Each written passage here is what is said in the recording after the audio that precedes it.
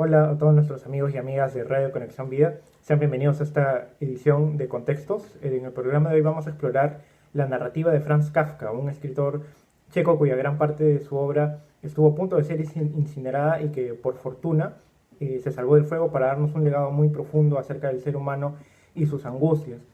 Franz Kafka nace en el año 1883 en la ciudad de Praga, en la República Checa, y tanto él como su familia van a proceder de una ascendencia judía. El entorno en el que se crió fue de clase media, alta, pero en realidad un hecho o una serie de hechos significativos, mejor dicho, que van a marcar a Kafka durante toda su vida, va a ser la figura paterna. Hermann Kafka, su padre, quien había sido un próspero comerciante rural, tenía en realidad una personalidad inflexible, autoritaria y violenta con su hijo, pero estos rasgos van a ser más definidos durante la adolescencia de Franz, cuando en 1901, por presión de su padre y la de toda su familia en general, van a obligarlo a estudiar Derecho en la Universidad Alemana de Praga. Ahora, para entonces Kafka ya podía hablar y escribir fluidamente tanto en alemán como en checo, idiomas en los que próximamente va a incursionar con sus primeros escritos. Durante la época universitaria, Franz Kafka va a conocer también a quien sería su mejor amigo, Max Brod. Va a ser una persona muy importante y que incluso va a determinar si es que continúan o no sus escritos ya después de su muerte.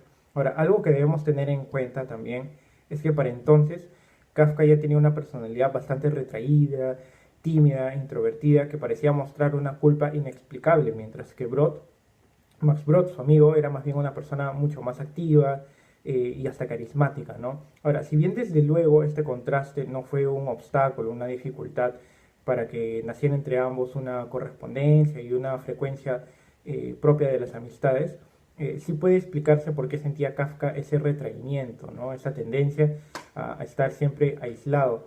Y fue por los complejos que tenía o que padecía frente a su padre, ¿no? Esa aparente minusvalía que sentía ante los eventos sociales de la vida y por la muerte temprana de dos de sus hermanos, ¿no? Antes de que Kafka siquiera cumpliera los 7 años.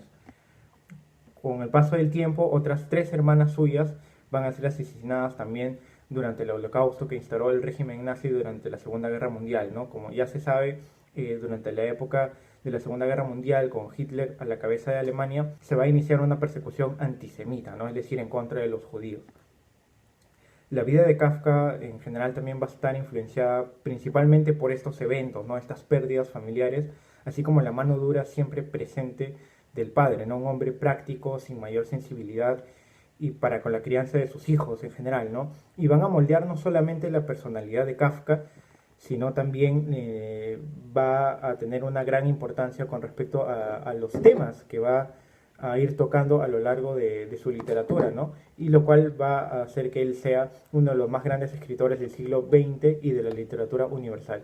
Para cuando Kafka termina sus estudios de leyes en la Universidad de Praga, va a tener un conocimiento ya muy grande de otros temas de la literatura en general. ¿Por qué? Porque desde sus horas libres ya leía a Friedrich Nietzsche, a Charles Dickens, a Gustave Flaubert, a Miguel de Cervantes, Dostoyevsky, entre otros.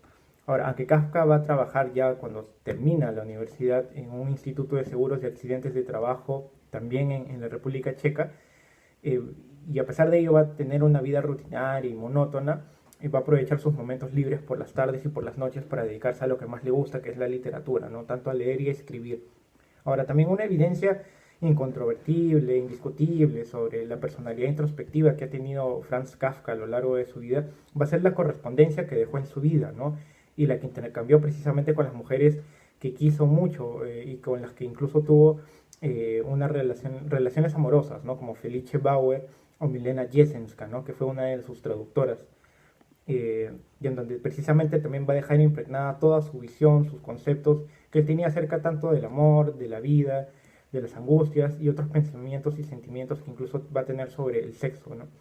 Ahora, este conjunto de escritos, que también son muy importantes, eh, va a ser fundamental para analizar el resto de su obra, no solamente su vida, ¿no? Hay varias claves que podemos entrever en las cartas que él escribió durante toda su vida, ¿no?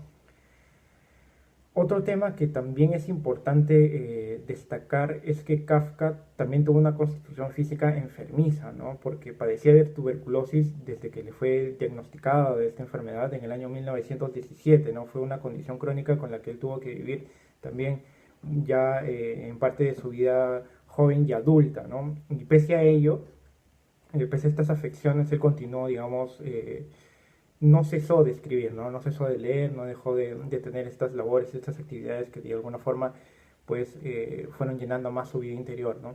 Ahora, leer a Kafka es sinónimo de conocer algunos abismos, angustias, desesperaciones y absurdos de la vida, pero con esta cotidianidad que hace a hombres y a las mujeres seres humanos, ¿no? Es decir, son seres falibles, débiles, que incurren en contradicciones, o a veces simplemente no tienen escapatorias, siendo víctimas de la vida y el mundo.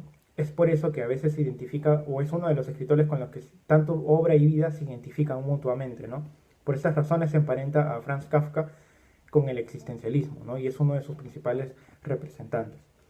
Tras repetidas tentativas de matrimonio que ha tenido Kafka a lo largo de su vida, y con las que intercambió intensas cartas, y a pesar de ello también tuvo varias crisis de salud, Franz Kafka va a morir en el año 1924, ¿no?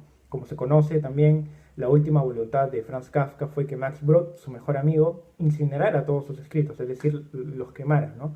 Y algunos de los cuales incluso ya habían sido publicados en fragmentos en varias revistas, ¿no? Para bien de la literatura universal, felizmente Max Brod no cumplió con esta última voluntad de Kafka, y varios de sus escritos y cartas perduran hasta hoy día, ¿no? Con varias grandes novelas y cuentos como El artista del hambre, América, La metamorfosis, El castillo y otras más.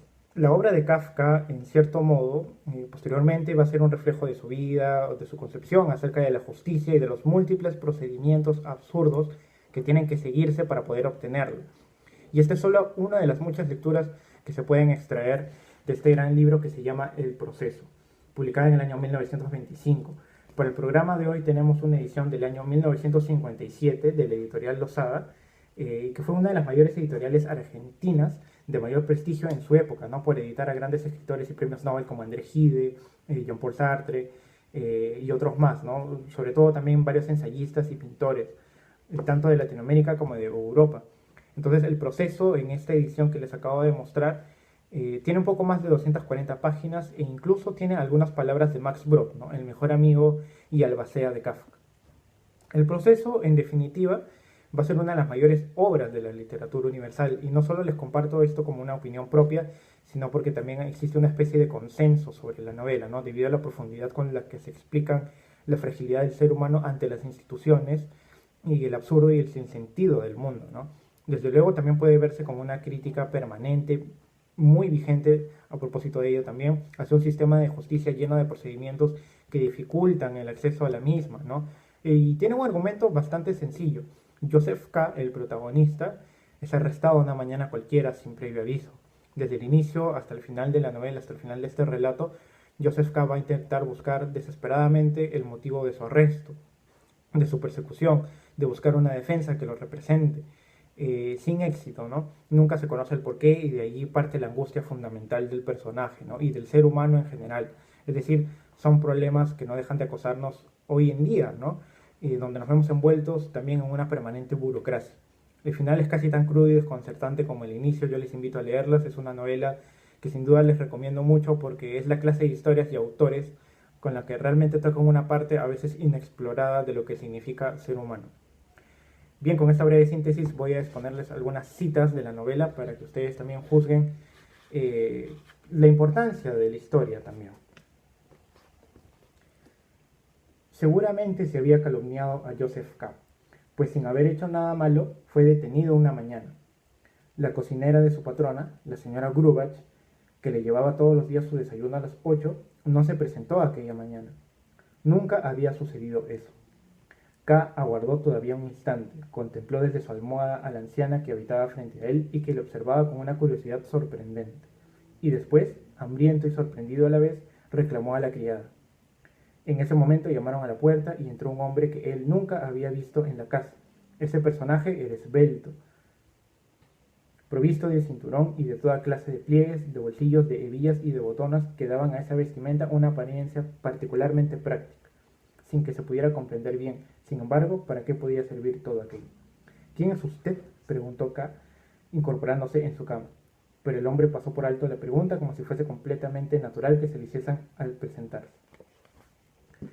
Esta es la muestra más breve y sintetizada del argumento central de la novela, ¿no? Además de ser uno de los inicios más llamativos de la literatura en general, ¿no? Sin duda llama a seguir adentrándonos en la historia y sobre todo descubrir las razones, el porqué del arresto, ¿no? Es una escritura que de alguna forma es llana y sobre todo también se deja entender y también apela a que nosotros pues sigamos intentando descubrir página tras página qué es lo que va a suceder más adelante, ¿no? Lo que sigue va a ser un laberinto tortuoso donde ningún abogado o magistrado va a poder absolver las dudas del protagonista.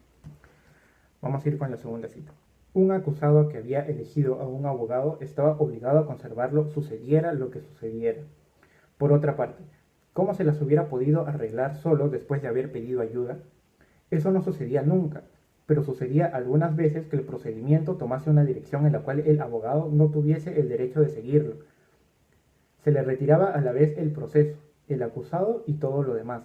Las relaciones más útiles no servían entonces para nada, pues los propios funcionarios eran mantenidos en la ignorancia.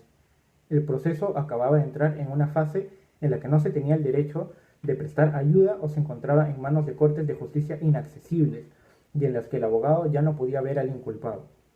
Un buen día, al llegar a casa, se encontraba sobre la mesa todas las demandas que había redactado con tanto celo y esperanza. Habían sido devueltas como si no tuviese ya el derecho de figurar en la nueva fase del proceso. Ya no eran más que pedazos de papel. Esto no significaba, por otra parte, que el proceso estuviese perdido todavía. Por lo menos no había ninguna razón imperiosa para admitir esa hipótesis. Sucedía, sencillamente, que no se sabía nada del proceso y que no se sabría nada en adelante. Esta es una cita en realidad bastante cruda incluso de cómo puede funcionar el sistema de justicia tanto en la novela, pero también nos da una especie de recuerdo. Se nos hace muy familiar este pasaje porque son problemas que, como les había comentado anteriormente, persisten hasta nuestros días, ¿no? Y temas importantes como la inutilidad de un proceso judicial, a veces su sinsentido, pero también su necesidad, ¿no? Contradictoriamente se necesita de ello, ¿no? Para, digamos, poder tener una respuesta clara más adelante, ¿no? Porque así simplemente lo dictan las leyes. Esas son las ideas que pareciera pudiéramos extraer también de esta cita, ¿no? Los papeles al final lamentablemente quedan inútiles y esa es la muestra de que en muchos casos no se toca el fondo del asunto extraviándose en meras formalidades. Vamos a ir con la última cita del programa.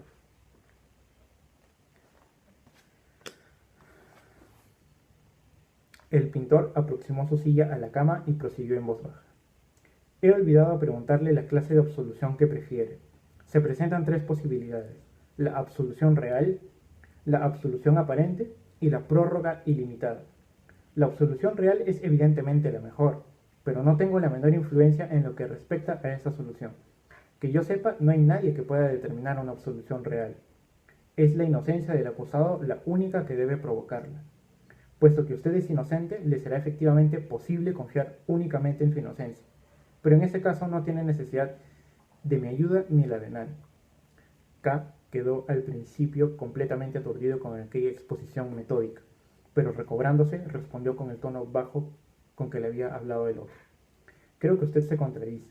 ¿En qué?, dijo el pintor pacientemente, y volvió la cabeza sonriendo. Esa sonrisa despertó en K el sentimiento de que se trataba de descubrir contradicciones no en las palabras del pintor, sino en los procedimientos de la misma justicia. Aquí entramos ya a más detalle con la dinámica que tienen los personajes con respecto a este engranaje, toda esta maquinaria de justicia, ¿no? Todos son conscientes de que en el mejor de los casos el proceso se aplazará, pero nunca tendrá un resultado, una decisión final, ¿no? Y que es mejor tener una defensa ante esa maquinaria que nada puede detener, ¿no?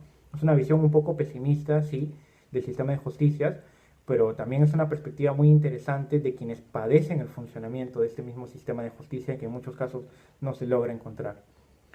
Ya para finalizar el programa y sobre todo tras concluir las citas, podemos advertir que el lenguaje de Kafka, incluso traducido, es bastante llano, es sencillo de entender, con figuras bastante precisas, con imágenes realmente muy poderosas sobre las ideas que él tiene de la justicia, de los magistrados, de los personajes. Y se ha dicho también por ello que en la escritura de Kafka hay mucho de simbólico, ¿no? Y es cierto porque precisamente permite más de una sola lectura, ¿no? En el fondo, los problemas de acceso a la justicia, de la burocracia y de procedimientos son temas universales que lamentablemente hasta hoy no nos podemos librar de ellas. y de ahí también parte la preocupación por exponer estos temas, ¿no? Las frustraciones en el ser humano y que son necesarias a tener en cuenta en esta sociedad que es cada día más subsanable y perfectible también. Espero que el programa de hoy les haya gustado. Nosotros nos vamos a reencontrar ya en la próxima edición de Contextos. No olviden de seguirnos en las redes sociales y también en nuestra página web www.conexionvida.pe. Conmigo será hasta la próxima.